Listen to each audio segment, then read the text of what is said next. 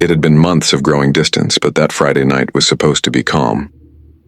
My wife, Lauren, suggested we go out for dinner. She said we needed to talk. Her voice was steady, almost too steady. I wasn't expecting miracles. For a long time, she had been cold, always buried in her phone, working late into the night. Still, a small part of me hoped she wanted to fix what was broken between us. I had put on my favorite blue button-down shirt. She had made a reservation at our favorite Italian place in Portland, Oregon, the one with the warm lighting and excellent wine list. For a moment, I let myself believe we still had something worth saving, but the second she sat down across from me, I knew. Her eyes weren't looking at me. They were somewhere else entirely. The conversation about saving our marriage ended before the waiter had even finished pouring our drinks. She looked up at me, calm as still water, and said the words I had been dreading for months. "Daniel, I'm leaving you." No hesitation, no tears. Just clear, clean words. I stared at her, waiting for something, pain, anger, anything. But there was nothing. No explosion. No shouting.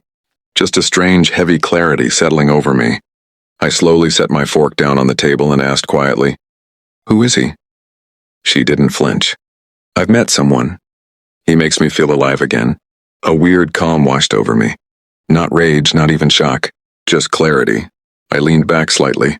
"So, and this dinner? Who was it really for?" She answered quickly. "I didn't want to do this over the phone. I wanted to be respectful." I gave a small, bitter smile. Respectful. That's a nice word. She shifted in her seat. What's that supposed to mean? I didn't answer right away. Instead, I glanced toward the entrance of the restaurant. At that exact moment, a tall man in a charcoal gray suit walked in, helping a woman out of her coat. The woman was his wife, or at least she used to be. And the man? He was Ryan, Lauren's business partner. The same Ryan whose photo had popped up on her phone 2 weeks earlier when she thought I wasn't looking. Ryan's hand was still resting gently on his wife's lower back as they stepped inside. Then he saw us. His face froze. Lauren's face went pale the instant she turned and recognized them. Her hand trembled as she reached for her napkin, trying to hide the panic in her eyes. I leaned forward, my voice still calm. "You didn't think I would invite them, did you?" Her eyes widened. "What did you do?" I took a slow sip of my wine. "When you started acting strange, I started asking questions. Ryan's wife, Claire, had questions too. So we decided to have a small dinner together." Claire looked straight at Ryan, her voice low but steady. "Is this true? You told me the business trips were over. You said you ended it?"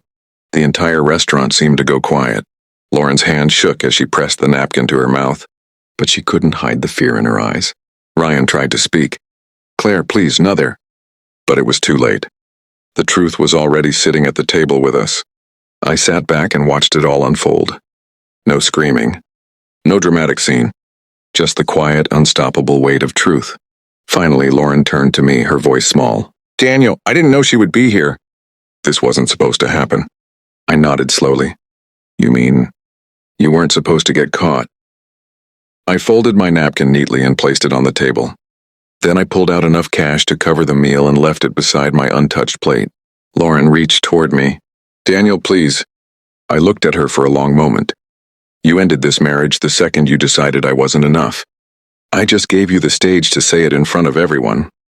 I stood up and walked out without another word. Later that night, Claire called me. She said she needed to see it with her own eyes.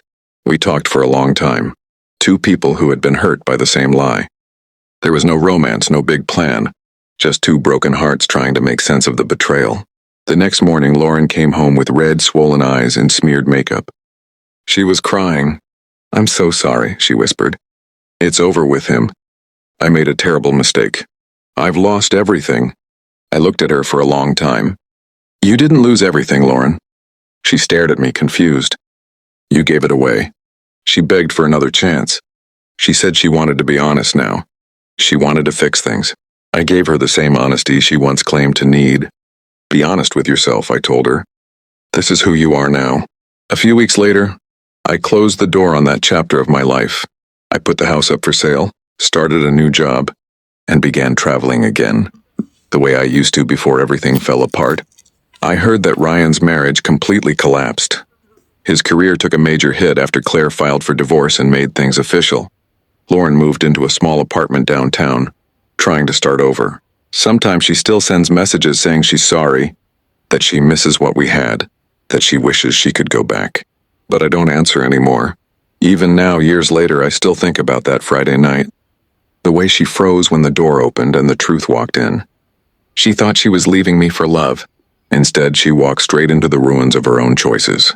All I had to do was let the truth arrive at the right moment.